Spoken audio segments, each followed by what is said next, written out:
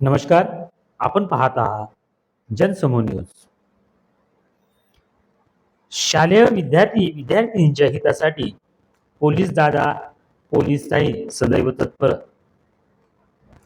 नुकत्याच झालेल्या महिला अत्याचारांच्या घटनेमुळे सर्व समाजमन हादरून गेला आहे. त्यामुळे या अशा अत्याचाराच्या घटना घडू नये यासाठी जिल्हा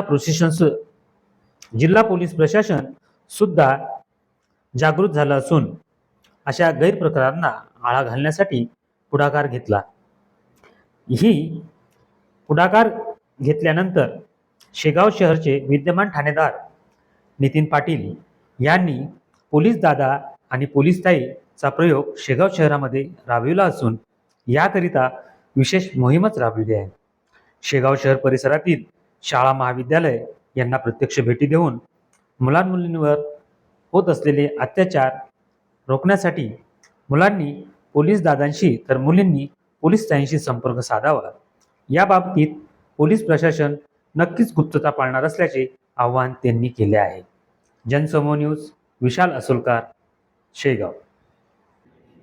शेगाव शहर पोलीस स्टेशनच्या हद्दीतील व परिसरातील नागरिकांना आवाहन आहे की सध्या वाढ होत असलेल्या अत्याचाराच्या घटनांमध्ये वाढ होते आणि काही विकृत लोक हे समाज स्वास्थ्य बिघडवू पाहत आहे.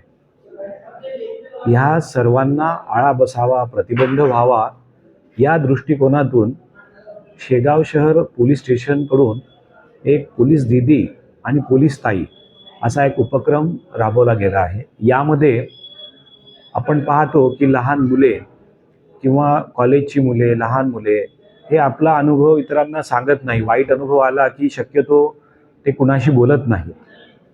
हे सर्व टाळण्यासाठी आम्ही स्वतःहून ॲप्रोच होत आहोत आणि आमचे मोबाईल नंबर्स दिलेले आहेत सर्वांना. सर्व शाळा कॉलेजेसला आम्ही स्वतःहून भेट दिलेली आहे आणि त्यांना ह्या पोलीस दादा आणि पोलीस ताईचे नंबर्स आम्ही प्रोव्हाइड केलेले आहेत आणि सर्वांना सांगितलं आहे की तुम्ही या पोलीस दादा आणि पोलीस ताई किंवा पोलीस दीदी यांना तुम्ही बिनधास्तपणे फोनवर बोलून तुमचा काय अनुभव असेल तो तुम्ही सांगू शकतात.